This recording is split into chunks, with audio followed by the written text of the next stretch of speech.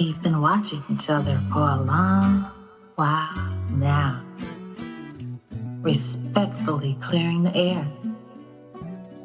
Sounds like a real man to me. I will allow the best that can happen. He has integrity, consistency. Sounds like a real freak to me. He is intelligent beyond books. Yeah. Sounds like a real freak to me. My sweetness is your weakness. Sounds like a real man to me. Protector, provider. Show me how great this life can get. My red tongue and lips, my gold skin wrapped within your black body on green and brown earth. I only get naked to think about talking to your fine ass. Show me how great this life can be. I will allow the best frequency that can happen. I was raised on a pedestal next to a throne in the Congo rainforest. Thank you for your patience. You're kind, thoughtful. I can tell you were well loved by the gods and goddesses. Sounds like a real freak to me. Show me how great this life can be. I will allow the best that can happen. I love who raised you too. Your nature feels rooted in Yoruba Ifa and the laws of Mayat. I be called by another name across the veil. You know me as Oshun and Seshat. Show me how great this life can be. I will allow the best frequency that can happen. Someday is tonight, frequency. Someday is tonight, frequency.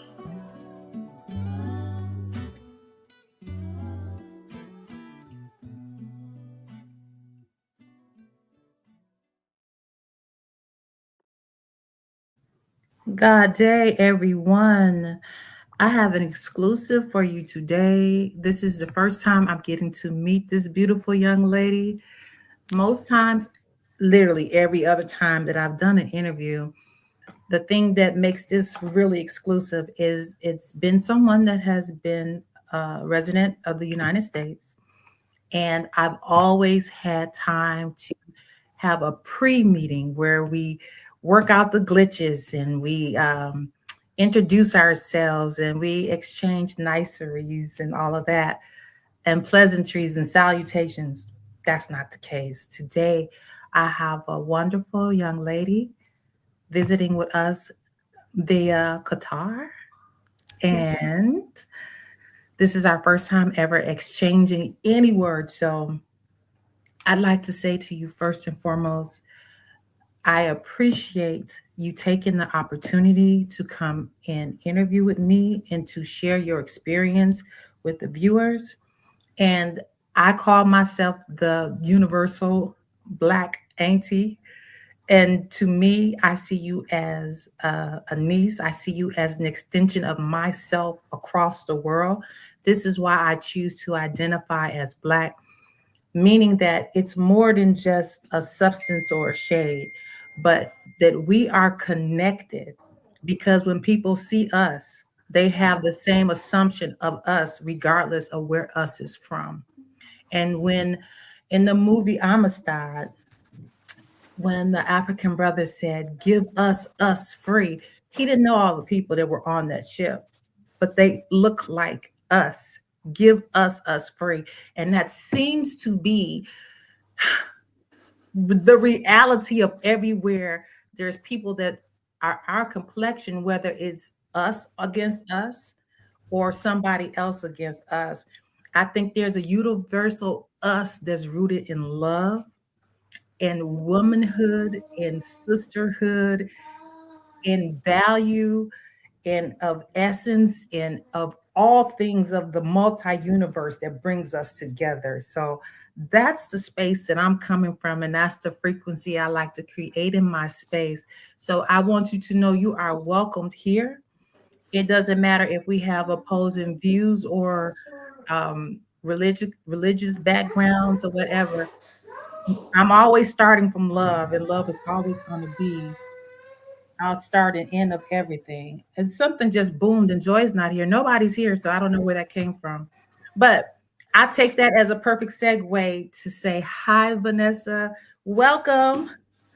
Thank you so much. Thank you so much for having me. Thank I'm you. kind of nervous, but I'm really excited for this opportunity. Thank you. I'm nervous too, and I'm trying to see where the stumping is coming from. Nobody's here. Hold, hold on 1 second. No problem. Okay. This is really live, really exclusive because I thought I had to get my Glock. Fortunately, it's just the wind and the back door flew open. I'm just like, nobody's here. It shouldn't be that much noise this close to my living space. Okay, so that's it. Thank you again for being here. I initially thought that you were in Iran, and that's where I was getting my notes from. This was while we were trying to coordinate an opportunity to get together. And then my daughter corrected me and said that you were from Qatar. So I had to do a little bit of research to get Mhm. up to speed with Qatar. But from what I understand, the history of your region stems from the same place from Iran, which also stems from the same place as my history in the United States, is that even though I think that's part of Africa, they call it the Middle East. And allegedly, the slave trade that happened back 200, 300 centuries ago started in Eastern Africa, and they brought blacks, like they were there already, to Qatar. Am I getting correct information with that? I'm not gonna lie to you. It's been a long time since I have really like heard Qatar history or like even studied it, so I can't really say because I don't want to say something that might be misleading. That's a great point too, because that leads to my other question. Like, do you guys get an immersion experience in history? Do you celebrate Black history? And I can honestly say, when I was your age, it was limited what I knew. They had this picture of what they wanted us to know our history was in this area. So I was wondering if that relationship was comparable to your experience. Um, Well, unfortunately, this is not the USA. And even though I feel like I don't think there's like a specific holiday, but I think because of the many African countries that are here, you can see that celebrated in like school events, like United Nations Day, where a lot of countries, not only African countries, but a lot of countries from a lot of different people can just, come to school and you celebrate it, whether that's from elementary to university basically. So even if it's not like an exclusive holiday, it is very celebrated in like social learning places.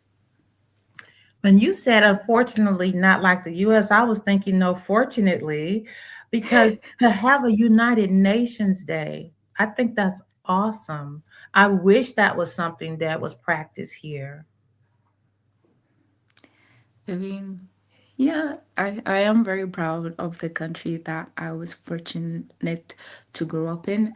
And this just had to be it because here I am.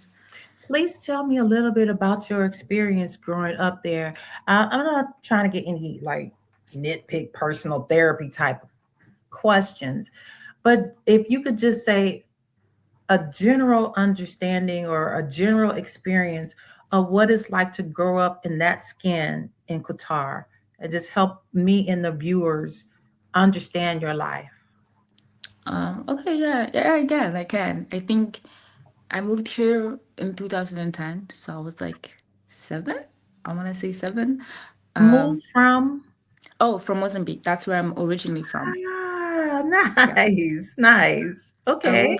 We moved here in 2010, and I remember distinctively having to like learn English because I did not know English beforehand.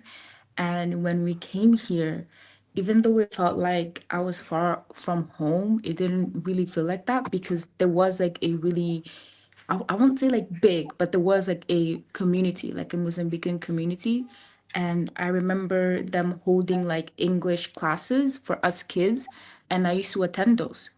And so it really felt welcoming, and it never felt like I was forced here. It felt like I fit in here, if Yes. that makes sense. And you That, talked about how, like, even though we might not have like the same religion and stuff like that, that's how I feel here too. Like, even though I'm not Muslim and I am Christian and I grew up in a Islamic country, I've never felt discriminated for the way I look, for my skin color, for my religion. I just felt really welcomed, and as you still were do, still do. as you were painting that picture, my mind wondered what that feels like. That's why when you say, unfortunately, not America, not the US, in my mind, and many like me say, no, you were very fortunate because I've never known what that felt like, the things you just described. And I am in my 50s. I've never known what that has felt like. And to me, what you're describing is a birthright. I think everybody should feel that free, that comfortable, that accepted.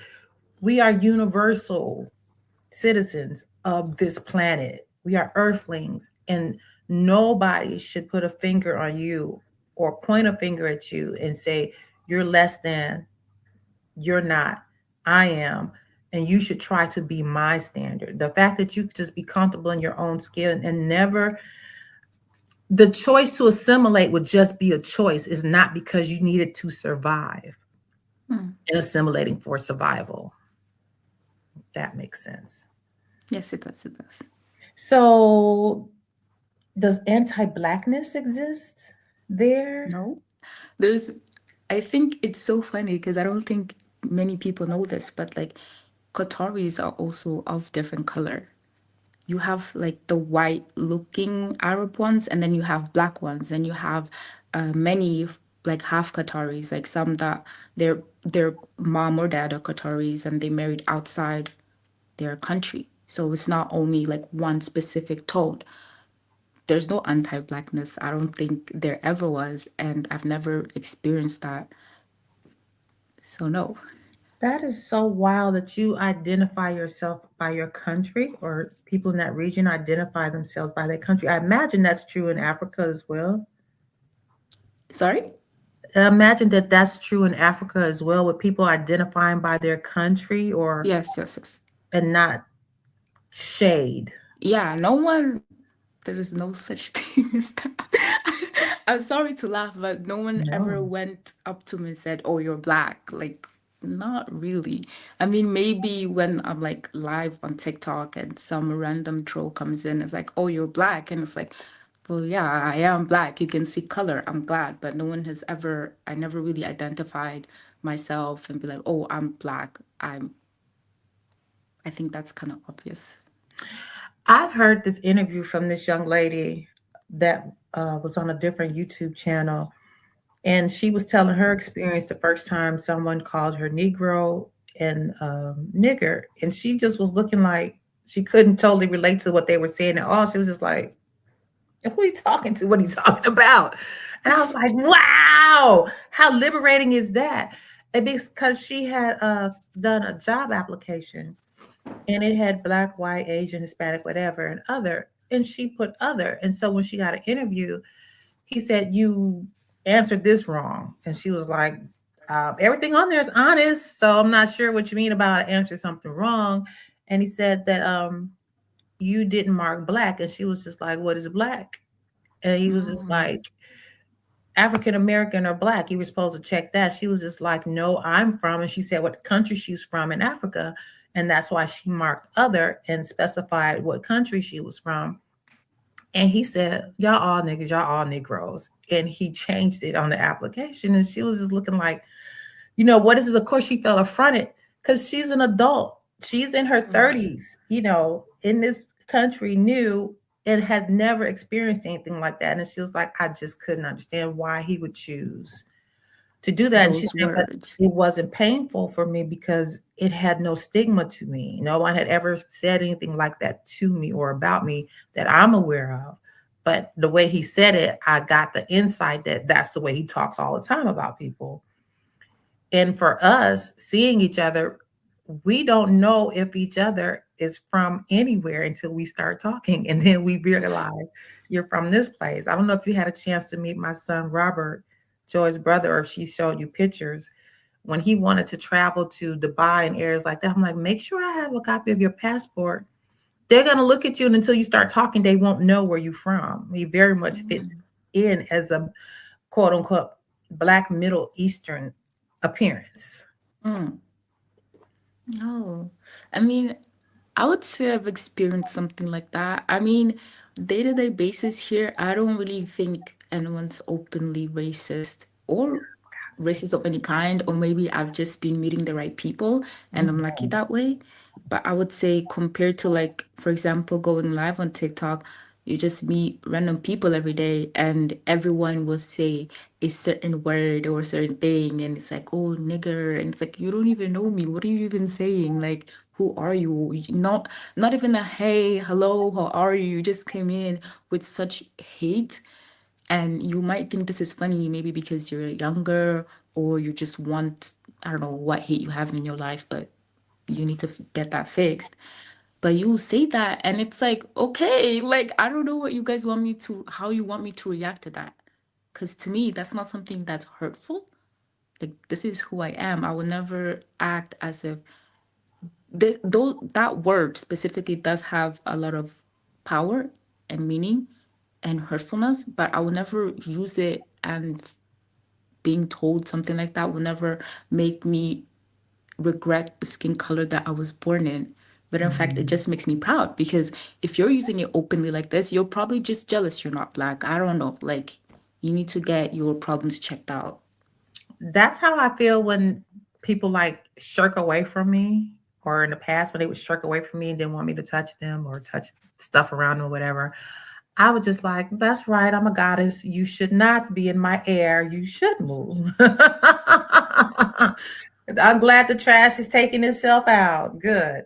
Um, the other thing about that, when you say about being the ignorant comments, ignorance, in my opinion, in my experience, ignorance is systemic in the United States and some of the European countries. It's systemic. They're proud of it. I don't know how something so unkind and so unloving could be attached to you. And I try to see God in these people.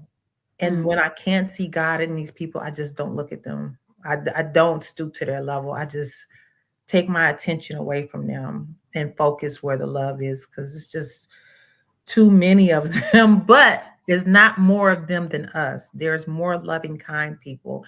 It's just that they get the attention because they're so jarring that it Mm. kind of takes your attention, like, damn, did you really? Wow, that's your choice in life.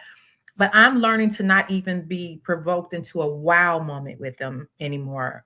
Just when you do your videos and you go live, ignore them. They No, just because want I your feel attention. like that's how I normally act. And I'm like, okay, thank you. See you never, because you're never going to come back here. I do have great friends who are my moderators, and Joy is one of them. So I know they got my back, even though I might not express it or I might not blink an eye or go, oh my God, why would you say that? I'm just like, okay, like moving on. There's better things to look forward to in the world. You know, Joy likes to fight, right? Joy. Joy likes to fight. I know Joy likes to fight, which is why that's not something that ever has come to mind where I'm like, oh no, now I have to defend myself because I know Joy has my back. So it's okay. I named her Joy for the opposite of that reason. The Joy is hard to back down from a fight from Joy. She's this skinny, but oh my, she thinks she's as big as King Kong. That's how her personality is. So I hear you just graduated from the university recently. Yes, in Congratulations. November. Thank you, thank you. Congratulations. Thank you, thank you. I am an education major. All of my degrees are in education.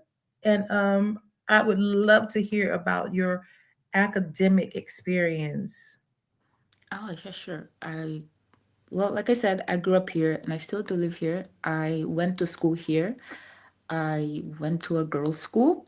And Hmm. then for 3 years in high school, I want to say from eighth grade to 10th grade, I was in like a co ed school. And it was my first time being in a co ed school. And it was kind of like weird because I never got to see guys before because I was in a girls' school for such a long time.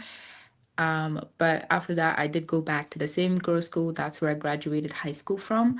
But for university, I went to Dubai. So I just went basically one plane, one flight over. How far is Dubai from you? 1 hour by plane. 1 hour by Wow. plane. Yeah. Now, I want to finish hearing about your academic experience, and then we're going to get into the bling bling because I hear a lot about Qatar as well as Dubai. So please continue. Sure.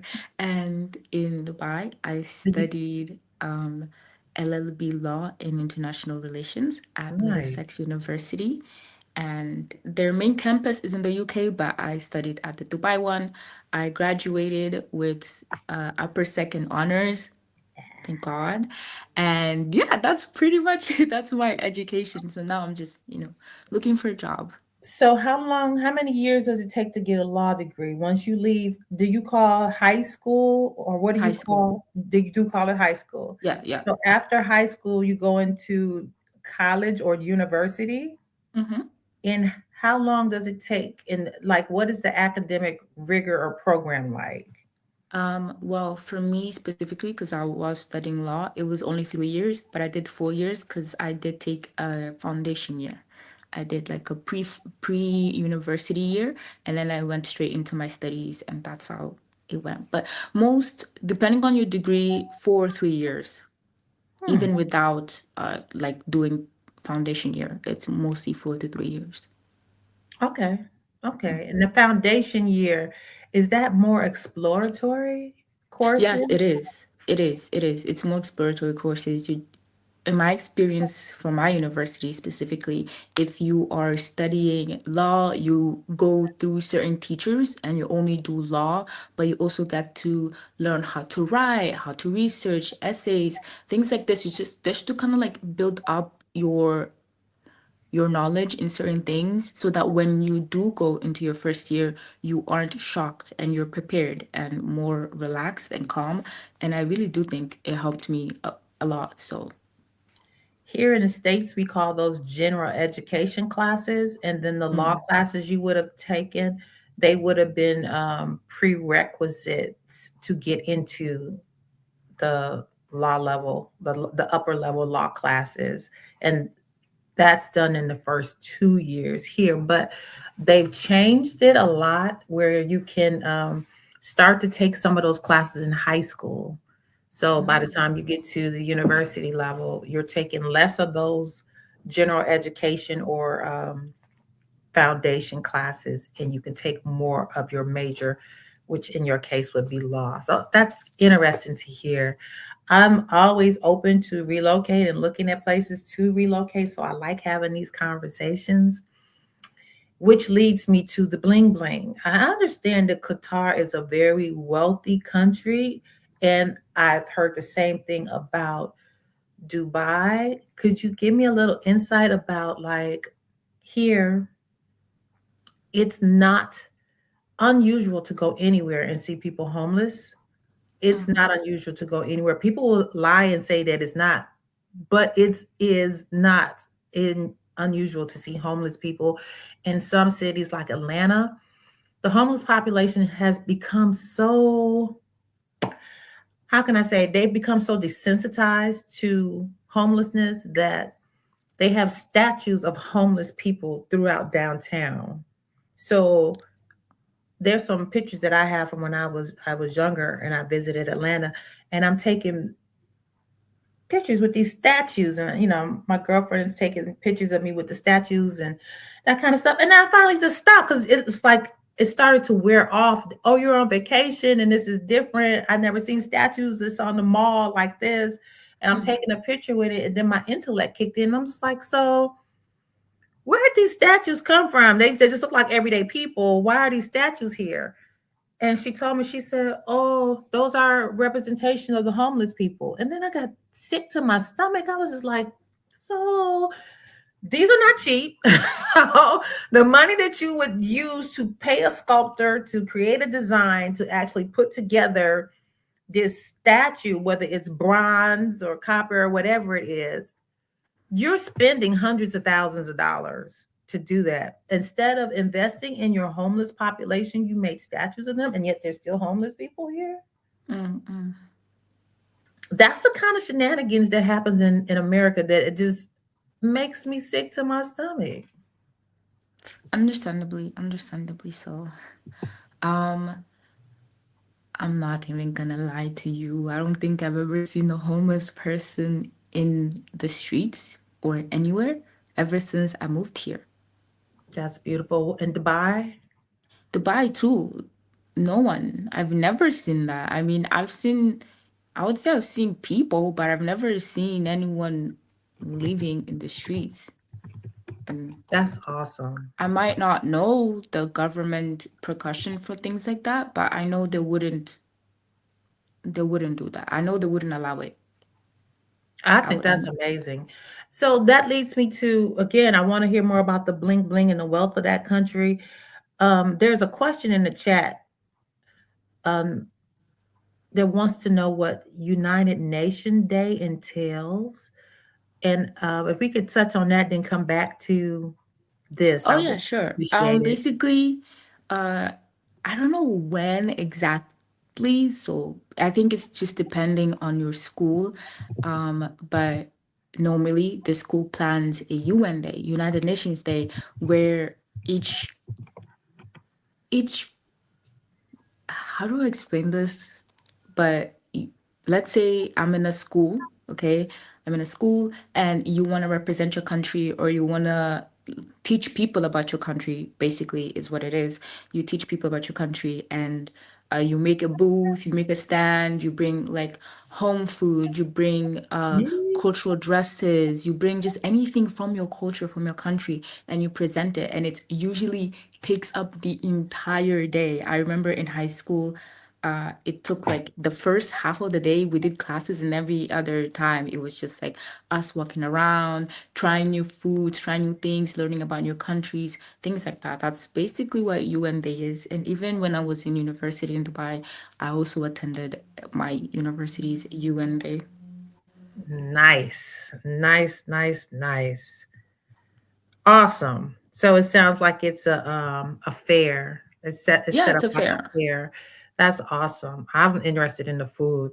So before we answered that question from the chat, we were talking about or getting in line with the wealth and prosperity of Qatar and Dubai. If you could just kind of we determined that as far as you know, there is no homelessness, which then leads me to ask how are elders treated in that country, and does it matter if they're American? I'm asking for me because I want to relocate. But I think also the way you treat your elders speaks volume to the type of country and type of civilization that you're living in. Mhm.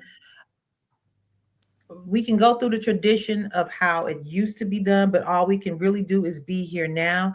And in this country, unless you're really wealthy, and even a lot of times, then, if you are elderly and then you add poverty to it, in either case, you're invisible. Mhm. You're just an invisible person. You're not lifted up. People don't reach out to you. People don't come to make sure you're okay. Um, like me growing up, and they were starting to wander off. Um, Even after I left home, my friends would go by my mom's house and cut her grass. After my dad died, They would come cut her grass. They would come and go to the store for her. They would come and see if she had food because I had moved away. That to me is how community is supposed to be and treat elders. Have you observed in your own family or in other community wide how elders are taken care of or not in Qatar? I honestly, I'm not gonna speak from this from a point. I'm gonna speak from it from my point of view, but also from what I've gathered in like other friends and stuff. But I would say elders are treated with the utmost respect. If anything, I think they really do drill it into you that these are your elders. You're supposed to show them respect, and I think that's outside like just Islamic reasons or like religious reasons. I think it's just like how the country was really just like, oh, like we gotta treat your elders with respect. And I think everyone does that accordingly and family based as well. Because even though I know my grandparents aren't here, but they visited here, they liked it here, they enjoyed it here. I know some people whose families all moved with them, so they're living with their grandparents and stuff like that. So I really think it just varies and really depends on like the family unit. But I would say elders are very much treated with the utmost respect. And they have housing and adequate housing. I mean, are you familiar with like a project or ghetto? Do you know what that means? Yes, I do know what that means. I don't really think there's such thing as like ghetto or project area.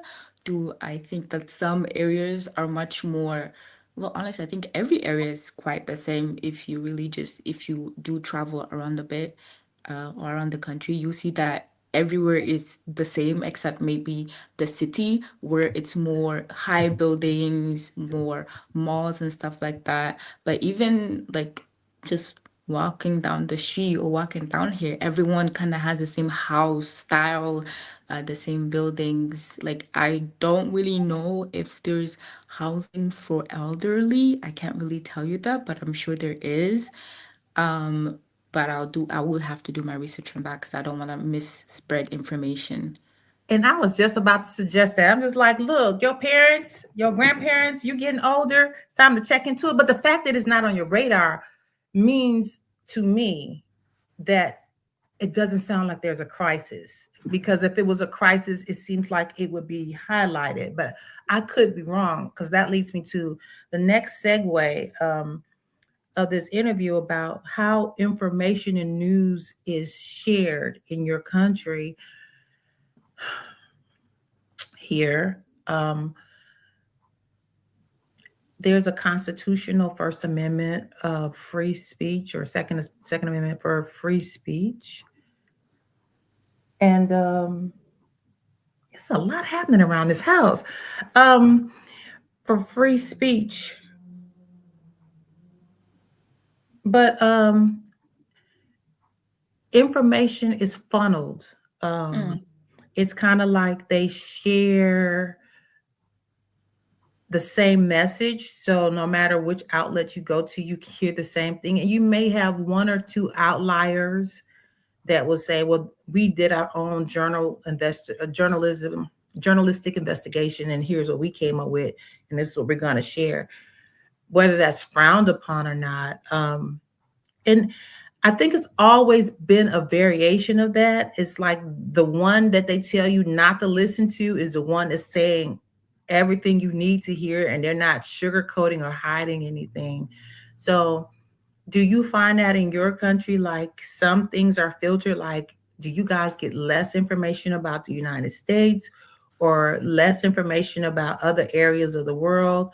Um, like you were saying that you all had a United Nations Day. Do you get international news? And is the news in your own country siloed where only some people get some information? And I understand part of that, people don't want people to be afraid or people don't want people to worry. But that's also a form of control. I would say the news gets around pretty easily. I don't think there's no such thing as like funneling or filtering the news to please one party. I think, if anything, you have different forms of news and where you can get them. And I think in an age where social media holds to the highest regard, you can really find a lot of pages in Qatar giving out like different types of news. It's not only one type. And you mentioned if they do like to speak about other countries, and that is true, they really do. A news channel, a local news channel called Al Jazeera, they have an international news segment, not only things that are happening in Qatar, but also like outside Qatar. Okay. Interesting. So that leads me to what is allegedly forming into the third international, I don't want to use the W word, battle of one country against another, Mm-hmm. and the possibility of this escalating to include other countries such as China and Russia. Does that seem to be a concern in your area? No, I don't think. And the funny thing is, I think it's a concern. Maybe it was at the beginning because it just never happened here. And I think everyone was kind of like scared and nervous that, oh, like this isn't gonna go right. But I think as the days unfortunately went on and everything, I just felt more protected than anything. I felt like I could walk through the streets and I'll be fine. And there was this one time, I think it was the first time in 2 weeks, I decided to go out the house with my mom to go to like a craft store. And we went and we came back just fine. Nothing happened on the way. There were cars, there were people moving. Everyone was just moving. Although it was slower, it was a slower pace than normal, or what I'm used to outside of everything that happened. Everything and everyone moved like, you know, life is still going, the earth is still spinning, we're still alive, and we're gonna go on with ours. And I think that's the great thing about living here is that you really did get every single notice or anything. If anything happened, if anything is wrong, they when I said the social media pages will keep you updated, they really did. I think that's one of the greatest things about living here is that I knew what was happening, and I knew when it was gonna happen. I knew a little bit about what kind of plan the government is taking in regards, even things like what the government is planning to say, or what the government has sent to the UN, or like anything like that. We would get news for it. Okay, thank you. Now, I want to put this in perspective for our viewers. We talking miles here and not kilometers. So, for the US viewers, Qatar is like almost 600 miles away from Iran. Mhm. That's a pretty Number. wide gap. That's very far away. And in any way that you can shape it, that's very far away. Now, with that being said, I heard on the news today that Iran shot down a U.S. plane, and the details were still coming in about what that looks like in terms of casualties. And another thing that I'm concerned about is that they've sent over 50,000 troops from the United States there. And this is why I say this dispute is escalating regardless to what they say in the news. There's a lot of distraction about a lot of different things happening here.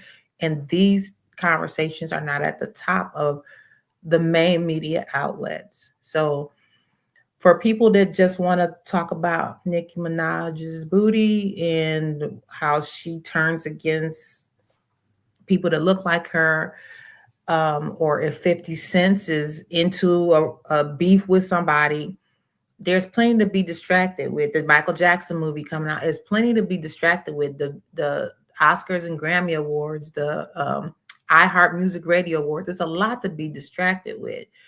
Mhm. But at my age, to hear that the news is saying, oh, we're winning and this will be over with in 2 weeks. But in the same week, you send 50,000 young people under 30, 99% of the time, they're under 30. you send 50,000 people to Iran to go fight. My common sense tells me this is not going to end in a couple of weeks, and the potential for the dispute to escalate and to expand, it bothers my energy and my heart. Just because I've lived long enough to see like the tail end of the Vietnam War and how that affected people of all races and culture. I've seen Desert Storm and seen how other wars that people have come back from that were in my age group that still can't sleep to this day. You know, that was 20, 30 years ago. And they are still having, you know, night terrors and going to therapy and whatnot, because in some of the cases they had to kill children. And it was a matter of the child, they stopped when they saw a child, and that child blew the brains out of the person that was next to them, and they were forced to shoot a child. It was like this child couldn't have been no more than 8 years old, but it was a child soldier. And this was stuff that they dealt with, of course, over in Iraq, not Iran. And knowing that Iran is a more of a superpower than Iraq, to my understanding, and has much more military. And then there's other stuff happening with Venezuela and Cuba. It's so much going on. It's exhausting. So the fact that you all are good in a Qatar makes my heart happy. I was concerned when I first started, you know, doing my research, preparing for this interview.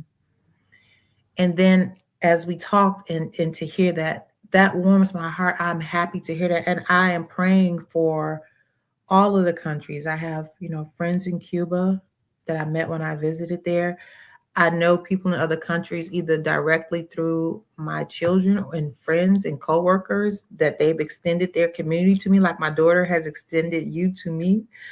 And I worry all the time, because the thing I've always thought and said was just like, hey, if you, this president and that president, if y'all don't like each other, y'all should get in the ring and y'all should box. You shouldn't pull all these other people into your mess. We're not even part of the conversation, and we're at the mercy of whatever choices you guys make.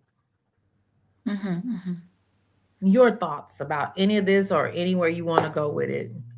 I mean, I would say in the beginning, I think I was really scared. And I think a lot of my friends also who are maybe, not maybe, they are, that are still in Dubai for university or are working there. I think we were all just scared and worried and just like, oh my God, like what's gonna happen? Like, are we even safe here?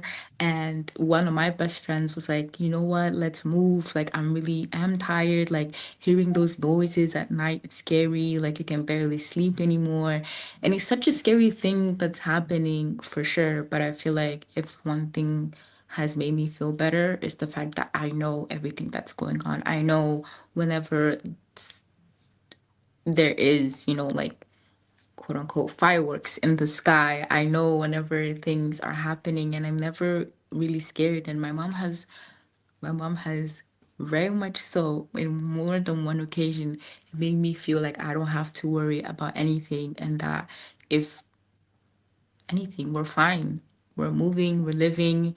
I mean, at the beginning, there was like online school, online working, but everything is slowly falling back into place now, which is amazing to see. I mean, other than the fact that they had to stop American schools and universities just in case of an incident happening, and that to made it on that to switch over to online again. Even so, I think everyone is still working, going to school. My sisters are going to school, my mom is going to work, my dad's going to work as well. So I think we're all safe, and I think it's a scary thought that is still happening and it hasn't stopped, but it's also calming to know that a government cares so much about each and every single one of their citizens to protect each and every single one of us. So it's I love that for you all. I really do. thank you. Because I flew to Florida a week and a half ago, and I was like, I don't want to be on the plane that flies into Mar-a-Lago. Like, I don't know if I should go. Give me the insurance. Yeah, my funeral's paid for. Yeah, just in case. I have that many concerns. But again, that's by design, and that's by nature of how our country is being managed at the time. Mhm. I love that you said that about your mom, and all I was thinking of, that's what good moms do. We make sure our babies know you don't have nothing to worry about. If I say go, go. If I say it's good, it's good. I love that for you guys. I really do. I Thank you, really, thank really you. do. A little bit about Mozambique. As far as I can recall, that is Southeast Africa. Yes, yes, that is Southeast Africa. And when is the last time you were there? Last time I was there was for my uncle's wedding, which was in 2024, It's a real April. recent, real recent. Yes, very recently. Okay. Tell me a little bit about Mozambique. I've only heard, is it Steve Biko, the famous one from there? I cannot tell you. Steven Biko. Let me look up. It was somebody, I know it was a lot of, back in the 70s, there was a lot going on about Mozambique. And I thought it was Stephen Biko. Oh, I just got to get to Africa. And I said next year I'm going for sure, for sure. I had a chance to go this year, but I'm not going because what's going on. I'm just like, I need this to come to a head. I don't believe we got to the head of where this thing is going. So Mhm. please, if you could tell me a little bit about your home country. Um, I mean, there's really not much I can tell because I've never really lived there long term. I think maybe when I was younger, but even so, like I said, I barely remember anything. But I do know that every single time we do go back home, it's like I'm home. Like I get this, oh my God, like I'm fine, I'm home. Like Yes, this feeling in my heart, oh yeah, I'm home. Like obviously I consider Qatar as my home as well, but that's my true home. That's my true home. That's where my grandparents are, my cousins, my aunties, my uncles. That's where everyone is. That's where my house is. That's where my pets are. Like I feel at home. I feel this like really nice settling feeling in my heart, and I'm always happy to see my family. I like that you used the word true home. That just gave me a warm feeling because I can relate to that. Again, I talk to a lot of people about relocating. I keep up with a lot of groups of Blacks that have relocated to Panama and back to Africa and other places. And I say back to Africa like we were there before. In this human body, we have not been there. In our spirit, that's home. And then I've used the phrase true home. I've heard other people use the phrase true home, and they're referring to Africa. But if we really look at it in totality, that's all of our true home. But also, this is my true home as well, because for the very same reasons that you named, all of the blood, sweat, after birth, and semen of everybody I've touched and the ones that they've touched that I know of have touched on this soil. And so, going to what I said at the top of this conversation, the whole world is my home. So my Mhm. true home is wherever I go because I have dominion over the entire earth. But I always come back here. I've relocated 6 times and I keep coming back, to Illinois, in the Illinois area, specifically to Lake Michigan. But I'm hoping in my travels as I go try to see places that I continue to feel like I have a true home everywhere. I felt very comfortable in Cuba. I had a wonderful time in Cuba.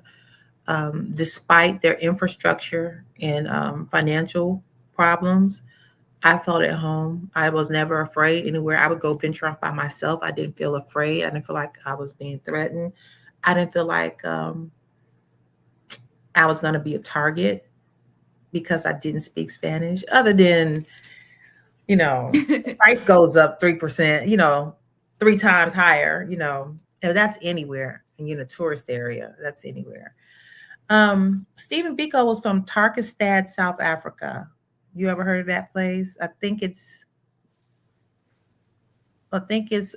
near the Cape, the Eastern Cape of Africa. That sound familiar? No. He was a conscious activist. He only lived to be 30. You know, during that time, I'm sure he was killed. I need to double check. Um, oh, he had brain injuries from apartheid police. Yeah, yeah. I just want to say, I'm sure he was killed.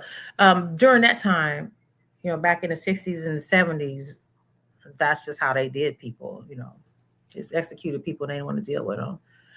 Okay, enough about that. So, when you agreed to do this interview, what were your initial thoughts, and was there something that you wanted to share with us? My initial thoughts, I was very grateful and I felt very touched that one of my friend's mothers wanted to interview me for just even the thought of being black in a different country. I never thought that would be something that was so, I don't want to like put it down or look down on it, but I didn't think it was so special that I was like a black girl living in uh Qatar, because I see a lot of black girls when I go out, whether they're light skin or dark skin. Like I'm not like the only one. So it kind of felt like, oh, like that's shocking. But I also felt happy and excited because I got to share and talk about my homes being Yeah, Qatar and Mozambique, and I got to yeah. share and hopefully educate people who don't really know about either place, that these places do exist. There are countries in the world that you've never maybe heard someone is from, but they do exist and they deserve to be seen as much as any other country or any other culture. And you just took the word out of my mouth for my next segue to what you were saying. The fact that you would say you were surprised that the black experience would be so significant to somebody that they would want to have a discussion about it. Mm, Part of the cultural brutality, rape, and disconnect that enslaved Africans that were brought here. And I can also say for the blacks that were already here, I've traced our family history to 1350 in this country. Also in Africa, most of Joy got more other in hers because of her father, but mine is 97% African and a portion that was here in the Americas in 1350 before the slave trade, hundreds of years before the slave trade. Well, yeah, hundreds of years before the slave trade. They say 1619. And they came here in 1492. And my family bloodline goes back to 1350 already here. So we were here already. People darker than me, related to me, and my DNA were on this soil in 1350 before the slave trade, which says, you know, we know that Africans sailed the whole world. The first maps were discovered in Africa. The first everything was discovered in Africa. So the fact that they have made us feel bad about being black for a long, long, long, long time. And the more we fought against it, the more they fought for it. And it just keeps going around in this vicious circle. And the fact that when you talk about how free you feel and how it was, you know, a curious thing to you that somebody from America would want to know what it's like to be black there, it made me tear up because it's a shame that even at, you know, almost 60 years old, it's still painful to think about being black. No matter how spiritual or comfortable I get, there's always going to be something thrown in my face to remind me that people like me are put into a certain box or mishandled and mistreated a certain way just because when they see us. And after 60 years, just like, damn, y'all just don't let up. Y'all just keep doing more and more and more. And this is why so many people in my age group that are retiring are looking at going to other countries. There was a picture of black couple. He took a picture of his wife. She was just sitting on the lake and like the sun was, they may have been sitting on the ocean because it's Panama. Um, The sun was off in the sunset, and they were just sitting out drinking. And he took a picture of his wife, and the caption read that they had been there probably 2 years now, and they were just saying how they finally feel free. And now these are people in their 60s that have relocated, left America, and they said they finally, for the first time, didn't feel like they were a mark, that they could get stopped while driving or walking and being Black, and that somebody was going to violate their space or their sense of worth. And I was like, I love that for you, that you get to experience that. So, no, it's not like I'm looking over my shoulder and constantly worried. I refuse to live in fear.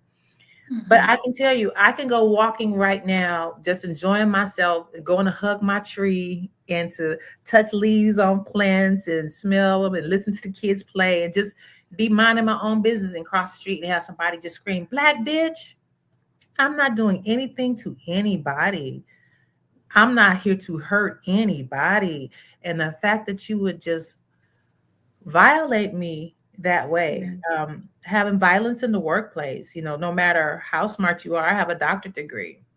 I don't get respected for having that. I don't get Mm-hmm. talked to in a way. I have to dumb myself down to communicate with them. Let's start there. Mm. And then to have somebody just totally disregard anything and everything about you because they only see you in one way. It was the same when Barack Obama was president. It didn't matter. They only seen him one way. And those people are not going to change. I just wish they didn't have as many microphones. I just wish they didn't have so much access. I just wish that they could curb their enthusiasm for hate and they could become more overjoyed with happiness and love. And so they would love themselves. And so they would see themselves and God and everybody that they look at. So they never want to say and do things like that. Mm. That's really, really, really what I'd like. I would love the same for you guys too. Yeah. I think it's beautiful. I think we should come visit. Joy won't get her passport. I offered her passport expired when she turned 18. So I got her passport when she was 11 because we started going out of the country. And when she turned 18, I told her, I got half on it. Let's get your first. I was like, let's get it. And then I was like, okay, I got half on it. Now we're almost 10 years later and she still doesn't have her passport. I'm just like, dude, I don't know what you're gonna do. I'm traveling without you. Joy, get your passport, please. Yes, I would love to come visit you guys and just kind of check it out. Do you know anything about people relocating there? Have you met people? Hey, Joy just put in the chat, help, all caps. With relocation, I feel like I mean it happens a lot, but I never met someone who's like relocated like recently. And I think that's because like just going back to like school, I think everyone is always from a different area of the world, and it's always like, oh, I've lived here, or I grew up here, or I was born here. I barely hear a lot of, oh, like I just relocated here and stuff like that. But I know it exists. I know it happens. I mean, I've helped my mom with work for filing visas and stuff, so I know it happens. I just never really encountered that. Did you just say your mom worked with visas? Well, used to. Now she works at a Spanish company, but before she used to work in a company that offered uh, visas to Qatar. Okay. Tell her I'm old, but I'm very knowledgeable in a lot of things, and I'm looking for a place to relocate. If she hears of I'm anything, sure, I'm very sure she would be happy to help. She's always someone who's open to help anyone move. I am making as many networks as I can because I'm looking in the next 5 years to retire, whatever. They want us to work until we just drop dead. I won't. I've been working since I was 14. I'm tired. I'm really tired. I'm still tired from having Joy. I was in labor for 12 and a half hours. with her, and she came out screaming and crying, and she's been screaming and crying ever since. Okay, I'm gonna leave Joy alone. But in the segue, in respect to your time, because I know it's so much later there than it is Mm. here, is there anything you want to tell people about your social media platform or anything that you got going on that you would like people to support? And how can people reach out to you if they wanted to support you in any kind of way? Oh, honestly, I mean, the only social media thing I do is TikTok, and I don't even post there. I just go live on there. I think I just started going live on there, I want to say sometime last year. I want to say between the end of October. And I purely just went on there because I got inspired by another TikToker that slash YouTuber that I watch daily. And she was just meeting all these cool, funny people on TikTok Live. And I was like, I want to experience that. I want to have that experience. I want to meet people from all over the world. I mean, at that point, I already had with Joy and a lot of my other friends. And I just felt like, wow, like I really do want to experience that on TikTok. So I started going live on TikTok. And yeah, I did mention earlier, there are some ignorant people who choose to be ignorant, whether it is to be funny, to be cool. But I do meet a bunch of cool people every single day. And every single day, I'm very thankful that a lot of people want to come to my live and watch and they even find it funny. I've had people who I grew up with find my live. And at first, it was kind of like, my God, like, why would they find me? How did they get here? Why would they do this? But after a while, it just became we all move. We all have something. We all have something going on outside of our lives on social media. So I just, I would love it if you guys would pop in my TikTok account, just to see if I'm live, which is normally around this time, which I believe it's almost 4 p.m. for you guys, but it's like 11 p.m. It's almost 12 a.m. for me. Um, do I have anything else to say? I mean, I don't really support wise. I don't really know. Just come in and say hi. What do you talk about on your TikTok, and what is your TikTok so I can add it to this video when I post it? And Joy said, plug that TikTok diva with double A's, diva. What do I talk? I think I talk about a lot on my TikTok. I don't think I've ever like shown away or shined away from a specific topic.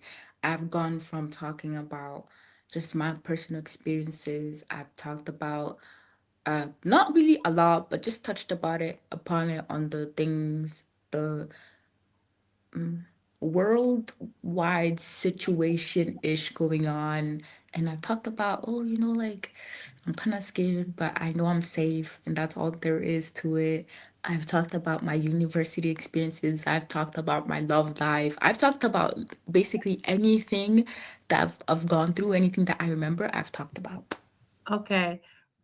I'd like to have your TikTok handle. Was that too old to say handle? That's so No, it's 70s. not. It's What's your not. It's not handle? old. It's not old.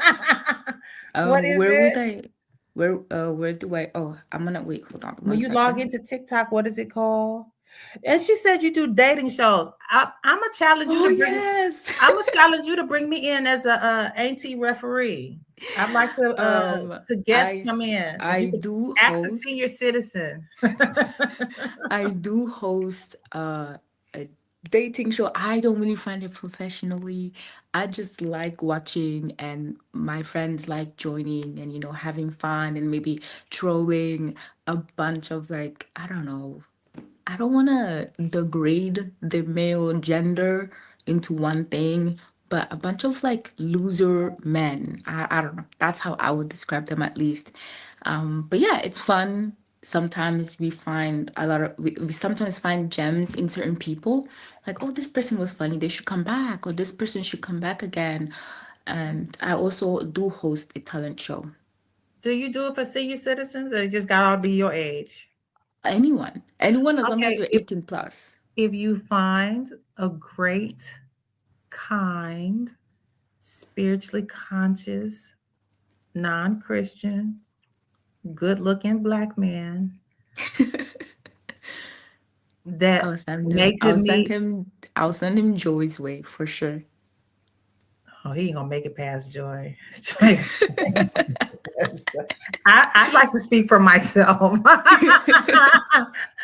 Joy was like, "I'm your husband. You don't need no husband." I'm like, no. But what's your TikTok handle so I can put it in the okay, box I'm if people gonna can write it find in the you? chat. I'm gonna write it in the chat so it's easier. Okay, now got it. Okay. Oh. And is that at TikTok? The day the federal government, the U.S. federal government took over TikTok last year in January, I deleted my account that same day, and I have not been back on. And Joy keeps telling me, "Mommy, you would find more of your audience if you went there." I'm like, I'm waiting for my audience to come to TikTok to YouTube, because YouTube is outpacing Netflix and outpacing Hulu and Prime and all of that. So they said in the next 10 years that YouTube is going to be like the go-to for streaming services. And I guess they're going to eventually start charging for it at that point. But I'm waiting or until the U.S. government gets their hand out of TikTok, and then I'll go back. But not now. But I'm definitely going to put your TikTok out there for people that are still down with. My friends send me stuff and I'm like, I need you to get TikTok just long enough to look at this and then get back off of it. I'm just like, no, I'm not. Let me make sure I got this right. NESSALILIANE. Yes, that's it. And is that at TikTok? I don't even know how that works. No, yeah. I mean, they don't have to write the at part, but as long as you write my username, my profile should show up. Okay.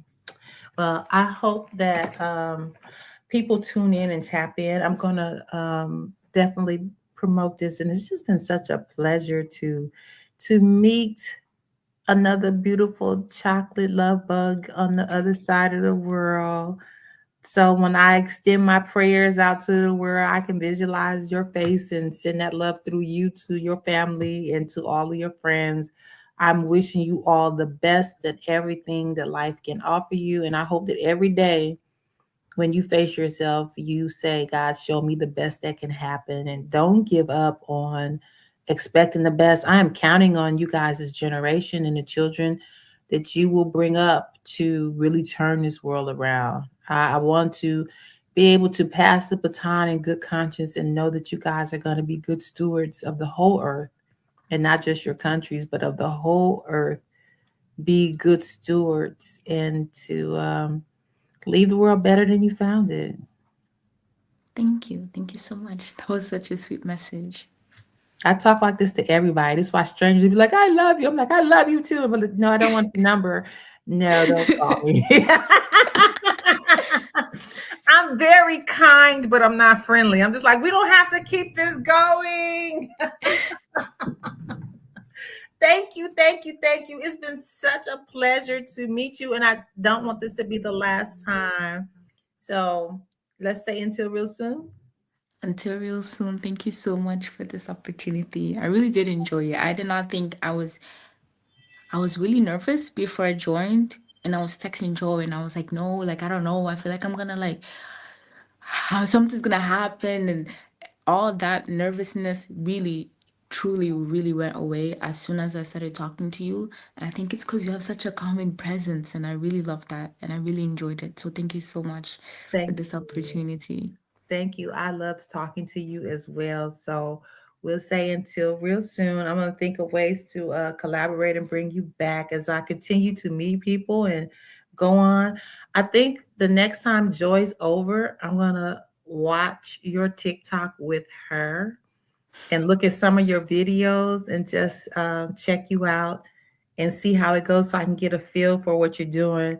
Because my channel is pretty much therapy and love.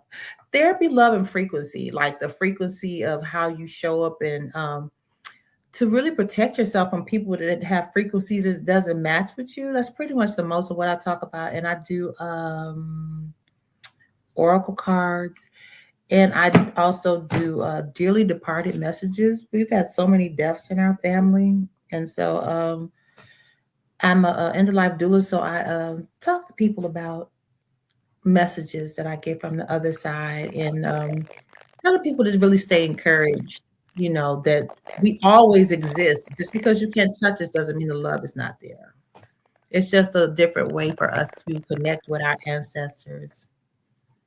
So that's pretty much me in a gist. And so I'll be checking you out. And I really appreciate your time. Thank you for having me. So until real soon. Until real soon. All right. Thank you, Vanessa from Qatar. Have a great Thank you, evening. Auntie. Bye bye. You too. Have a great day. My babies call me Aunt Boogie. So you call me Aunt Boogie. Thank you, Aunt Boogie. Take care. Bye bye. See you. Bye-bye. See ya.